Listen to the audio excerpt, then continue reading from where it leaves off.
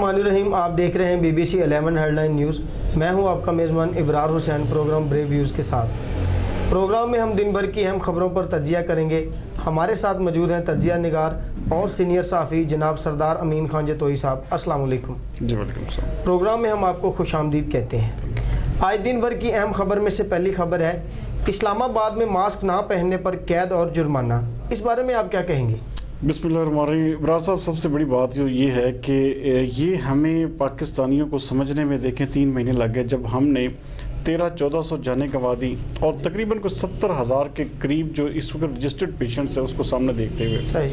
आप ये देखें कि इस वक्त पाकिस्तान में जितनी तेज़ी के साथ कोरोना फैल रहा है, अब हमारे हर दूसरा जाने वाला, पहले हम लोग हमारा देखें, हम जब तक हमारे ऊपर बीत ना जाए कोई भी मुसीबत हम उस वक्त तक मानते भी नहीं हैं। और अब हमारे करीबी अजीज़ो अकारब दोस्त अकरबा में जो जब ये कोरोना वायरस जो ज़ाहिर होना शुरू हुआ है, तब से हमें भी ज़रा होश आना शुरू हो गया है कि वाकई ये बीमारी जो है, ये बीमारी एग्जिस्ट कर रही है। तो सबसे बड़ी चीज़ ये है कि अब हुकूमत पाकिस्तान ने इस हवाले से बहुत अच्छा फैसला है। देखें, हर बंदा मुंह उठाए हुए बाहर निकला हुआ है और उसको कोई भी किसी किस्म की कोई ना वो जिसे कहते हैं मास्क लगा हुआ उसके ऊपर, वो एक एक गाड़ी में 6-6, 5-5 बंदे बैठे हुए हैं, एक एक मोटरसाइकिल पे 3-3 लोग, 4-4 लोग बैठे हुए हैं। हम ऐसे फिर रहे हैं जैसे ये कुछ भी नहीं, एक मजाक है।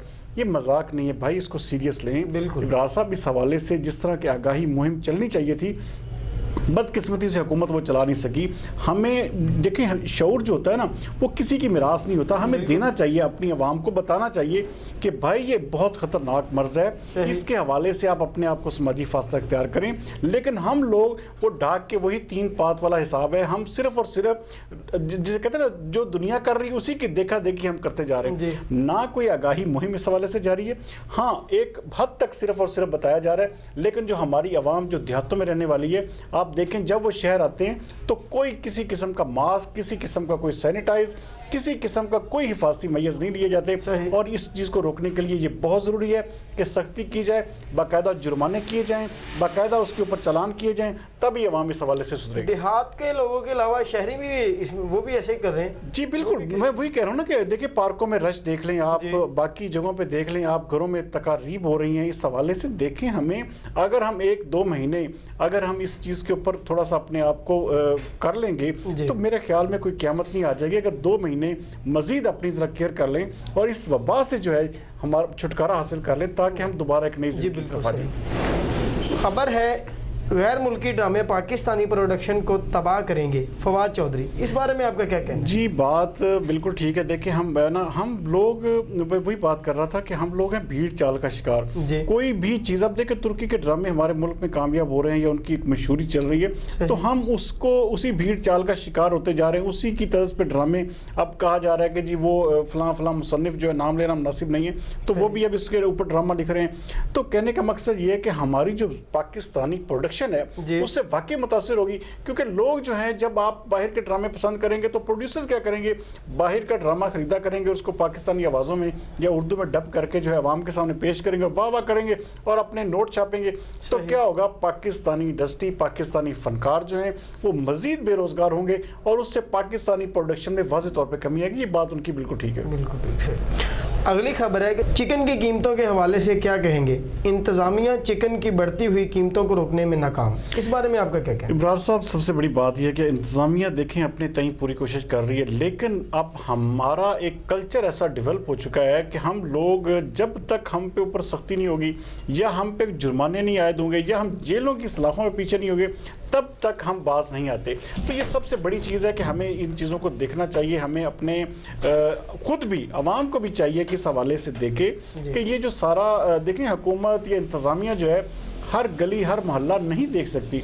हमें जब एक हुकूमत ने कहा है कि जब आप देखें कि जहाँ पे चिकन इतने कीमत से ज़्यादा जो एक मुकर्रर सरकारी नर्ख है उससे ज़्यादा फ़रोख्त हो रहा है, तो एक सरकारी नंबर दिया गया है या सरकारी इदारे मौजूद है तो उनको इतला करनी चाहिए। और बजाय इसके कि आप उसको जो है, मिसाल के तौर पर हुकूमत ने 260 रुपये रेट रखा है, अगर आपको कोई 350-400 रुपये का कह रहा है तो आप वहीं पर खड़े हों और हुकूमत को बताएं, पुलिस को बताएं, इदारे किस लिए मौजूद हैं। तो इन चीज़ों को जो है इंतज़ामिया को भी थोड़ा सा फैसिलिटेट करे कि बाकायदा तौर पे पुलिस जो है उसको भी इन्वॉल्व किया जाए इस सारे मामले में, तभी हम इसके ऊपर। अब दोस्तों की बहुत सारे लोगों की शिकायत आती हैं कि जी गोश्त जो है या चिकन जो है वो बहुत महंगा मिल रहा है। تو بھائی بجائے اس کے کہ آپ اب اتنے پیسے مہنگے داموں خریدنے کے آپ اس کی قانونی طور پہ رپورٹ کریں, قانونی طور پہ قانونی اداروں کو بتائیں, انتظامیہ کے لوگوں کو بتائیں کہ فلاں جگہ پہ فلاں پوائنٹ پہ یہ ریٹ چل رہا ہے. تو اس میں انشاءاللہ تعالیٰ آنے والے دنوں میں انتظامیہ دیکھیں بہت حد تک کام کر رہی ہے. اگر ہم اپنے شہر فیصل آباد کی مثال لیں تو فیصل آباد میں جو پرائس کنٹرول مجسٹریٹس ہیں, جو ہمارے جو ڈپٹی کمشنر ہیں محمد علی, وہ بڑے اچھے طریقے سے کام کر رہے ہیں اور وہ باقاعدہ طور پہ اس حوالے سے جرمانے کیے جا رہے ہیں, باقاعدہ طور پہ ان کے وزٹ جاری ہیں. لیکن ہر گلی, ہر محلے یا ہر چوک میں پہنچنا انتظامیہ کے لیے بہت مشکل ہوتا ہے. تو ہمیں عوام کو بھی چاہیے اس حوالے سے پورا تعاون کریں. جی, خبر ہے قومی رابطہ کمیٹی کا آج ہونے والا اجلاس ملتوی, لاک ڈاؤن میں نرمی ہوگی یا سختی, فیصلہ کل ہوگا, اس بارے میں آپ کا کیا کہنا ہے؟ جی دیکھیں, لاک ڈاؤن میں سختی یا نرمی کا سوال نہیں, اصل چیز یہ ہے کہ ہمارا کاروبار کھلنا چاہیے, کاروبار چلتے رہنا چاہیے, لیکن اس کے ساتھ ساتھ ہمیں SOPs جو ہیں اس پہ عمل کرنا چاہیے جو حکومت کہہ رہی ہے, جس سے دیکھیں کرونا سے جب سے کاروبار کھلے ہیں ہمارے پیشنٹس بڑھ گئے ہیں, ہماری اموات بڑھ گئی ہیں. تو اس کا مطلب دیکھیں محکمہ صحت پنجاب نے باقاعدہ لکھ دیا کہ 28 دن کے لیے سخت ترین لاک ڈاؤن. اب آپ کے جو گورنر ہیں پنجاب, انہوں نے بھی باقاعدہ اس حوالے سے کہہ دیا ہے کہ اگر اس حوالے سے تاجر یا کوئی بھی شخص جو ہے وہ سخت عمل درآمد نہیں کرتا, SOPs پہ عمل درآمد نہیں ہوتا, تو ہم دوبارہ ایک سخت لاک ڈاؤن کی طرف جائیں گے. تو یہ چیزیں جو ہیں ہم عوام کو خود دیکھ لینی چاہیے. ہمیں بجائے اس کے کہ حکومت کو مجبور کریں کہ حکومت دوبارہ ایک سخت لاک ڈاؤن کی طرف جائے, ہمیں خود بھی احتیاطی تدابیر اختیار کرنی چاہیے اور اپنے ارد گرد جو لوگ رہتے ہیں ان کو بھی اس حوالے سے اویئر کرنا چاہیے. اب جو اجلاس کل ہوگا اس پہ ابرار صاحب فیصلہ تو یہ ہوگا کہ حکومت جو ہے فیسیلیٹیٹ کرے گی کاروباری, لیکن اگر ایک ہفتہ 10 دن 15 جون تک دیکھیں گے, 15 جون تک اگر ایسے حالات رہے تو آپ سمجھ لیں کہ 1 مہینہ پکا ہے. پھر آپ خبر ہے عمران خان کی حکومت نے پاکستان کو قرضستان بنا دیا ہے, احسن اقبال کا, اس بارے میں آپ کا کیا کہنا ہے؟ یہ دیکھیں آج صبح سے یہ خبر گردش کر رہی ہے ابرار صاحب کے 15 ارب ڈالر جو ہے وہ قرضہ لیا جا رہا ہے اگلے سال کے بجٹ کو, جو کم از کم جو بجٹ ڈیفیسٹ ہے اس کو کور کرنے کے لیے, جو خاص طور پہ ہمارا جو ایک کریڈٹ, جو ایک مثال کے طور پہ ہمارا ایک جو زر مبادلہ کے ذخائر ہیں اس کو برابر لیول پہ لانے کے لیے یہ 15 ارب ڈالر لیے جائیں گے, جس میں سے 10 ارب ڈالر تو جو ہے سیدھے آپ کے قرضوں کی مد میں چلے جائیں گے, اور 5 ارب ڈالر کو جو ہے وہ آپ کا جو ایک زر مبادلہ ہے اس کے ذخائر کے ایک لیول کو برقرار رکھنے کے لیے. تو یہ سارا دیکھیں پتہ کیا بات ہے, اب ہم کرٹیسائز کرتے تھے کہ میاں نواز شریف کو یا پچھلی حکومت جو بے نظیر اپنا زرداری صاحب کی تھی تو اس میں جو ہے قرضے زیادہ لیے جاتے تھے, لیکن قرضے اسی تواتر کے ساتھ لیے جا رہے ہیں, بلکہ PTI کی حکومت نے ان 2 سالوں میں ریکارڈ قرضے لیے ہیں. تو اس لیے ان چیزوں پہ سیاست کرنے کے بجائے ہمیں یہ دیکھنا چاہیے کہ ہمارا آیا کیا چیز ایسی ہے کہ ہم قرضے سے کیوں نہیں ہٹ رہے. ہم بار بار اسی طرف دیکھیں, عمران خان صاحب کہتے تھے میں کشکول لے کے میں کسی سے کچھ نہیں مانگوں گا, تو اب باقاعدہ حکومت عمران خان کی جو ہے وہ باقاعدہ قرضے لے رہی ہے اور پچھلی حکومتوں کی نسبت 100% زیادہ قرضے لے رہی ہے. تو اگر ہم بار بار یہی کہیں گے کہ پچھلی حکومتوں کے قرضے تھے ان کو اتارنے کے لیے, تو میرے خیال میں یہ جسٹیفیکیشن نہیں ہے. ہمیں دوبارہ اپنی اصل لائف کی طرف آنا ہوگا, ہمیں ان قرضوں کے بوجھ سے قوم کو, اپنے ملک کو اور اپنی عوام کو نکالنا ہوگا. جی, خبر ہے کہ ہلال احمر کے چیئرمین ابرار الحق کا کورونا پازیٹیو آ گیا ہے, اس بارے میں آپ کا کیا کہنا ہے؟ ابرار صاحب بڑے افسوس کے ساتھ دیکھیں, ابرار الحق بہت اچھا کام کر رہے تھے ہلال احمر کے, کیونکہ وہ دیکھیں چیئرمین ہیں, اور سب سے بڑی بات یہ ہے کہ ہم لوگ ان کے کام کو جس طرح انہوں نے محافظ فورس تشکیل دی, میں ذاتی طور پہ اس چیز کا گواہ ہوں کہ یہاں پہ فیصل آباد میں آپ دیکھیں کہ جو ڈاکٹر سردار بابر ڈوگر ہیں انہوں نے بہت اچھے طریقے سے ہلال احمر میں کام کیا, اور ہلال احمر جو محافظ فورس تھی انہوں نے گھروں میں جا کر, یہ سب سے بڑی جو چیز ہمیں ہلال احمر کی اس دفعہ دیکھنے کو ملی کہ بغیر کسی تصویر کے, بغیر کسی اشتہار کے مشتہر کیے ہوئے لوگوں کی امداد لوگوں تک پہنچی, راشن پہنچا لوگوں کے گھروں تک, جو محافظ فورس کے جو نوجوان تھے وہ گھروں تک پہنچے. تو یہ بہت بڑا عمل تھا جو خاص طور پہ میں نے اپنی نظروں سے فیصل آباد میں دیکھا, اور خاص طور پہ اس میں کلیدی کردار تھا ڈاکٹر سردار بابر ڈوگر جو کہ ہلال احمر کے کوارڈینیٹر ہیں فیصل آباد کے.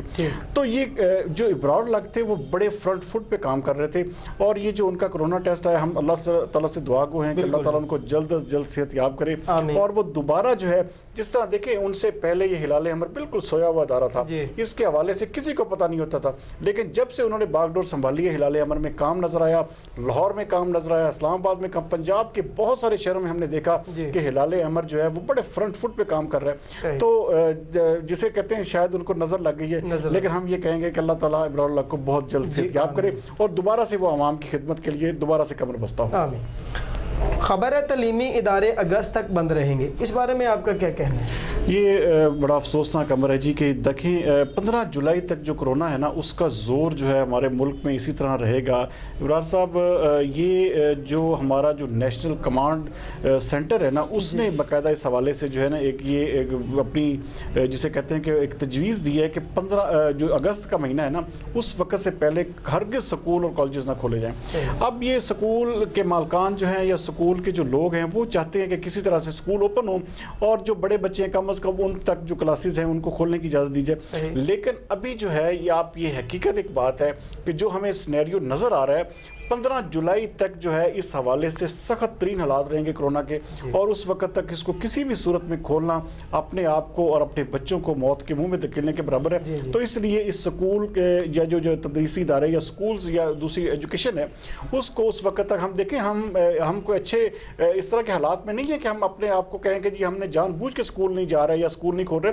تو حکومت اس معاملے میں بالکل صحیح کر رہی ہے، صحیح فیصلے لے رہی ہے، کیونکہ ہم لاکھوں اموات یا لاکھوں مریض جو ہے وہ ہم سے نہ افورڈ ہو پائیں گے نہ ہم برداشت کر سکیں گے۔ خبر ہے بھارتی سازش کے مزید گواہ سامنے آ گئے، اس بارے میں آپ کا کیا؟ ابرار صاحب میں جب سے یہ کتاب میں نے پڑھی ہے، میں نے اس کو یہ بین سٹوکس نے جو بیان جو دیا تھا اس کے حوالے سے میں اس دن سے کہہ رہا ہوں کہ یہ ایک سوچا سمجھا منصوبہ تھا۔ اب اس حوالے سے دیکھیں ہمارے جو کرکٹرز ہیں انہوں نے بولنا شروع کر دیا۔ عبدالرزاق کا آج میں بیان پڑھ رہا تھا کہ یہ ایک سوچے سمجھے منصوبے کے تحت پاکستان کو سیمی فائنل سے باہر کیا گیا۔ آپ یہ دیکھیں کہ اس وقت کے جو کمنٹیٹر تھے مائک اتھرٹن، انہوں نے باقاعدہ طور پہ کہا تھا، اور ناصر حسین جو انگلینڈ کے کمنٹیٹر ہیں انہوں نے کہا کہ یہ انڈیا جو ہے جان بوجھ کے ہارا ہے۔ اور جو آپ دیکھیں اس وقت یہ جو مشتاق احمد تھے، یہ کوچ تھے اس کے اپنا ویسٹ انڈیز ٹیم کے، تو ویسٹ انڈیز ٹیم کے کھلاڑیوں نے، کرس گیل نے اور دوسرے جو کھلاڑی تھے ان کے اہم ترین کھلاڑی، انہوں نے کہا جی کہ بھارت جان بوجھ کے آ رہا ہے کہ پاکستان کو سیمی فائنل سے روکا جائے اور پاکستان کو نہیں کھیلنے دیا جائے گا۔ آپ یہ دیکھیں اب یہ سارے کا سارا اب دیکھیں گے گیند جو ہے وہ آئی سی سی کورٹ میں، آئی سی سی اس حوالے سے کیا کرتی ہے۔ آئی سی سی اگر اس حوالے سے کچھ نہ کر سکی تو وہ ایک صرف ڈمی ادارہ ہوگا جو کہ انڈیا کے رحم و کرم اور انڈیا کے ٹکڑوں پہ پلنے والا ہے۔ بہت شکریہ سردار صاحب۔ ناظرین یہ تھی ہماری دن بھر کی اہم خبروں پر ڈسکشن۔ کل تک کے لیے مجھے دیجیے اجازت۔ پاکستان زندہ باد۔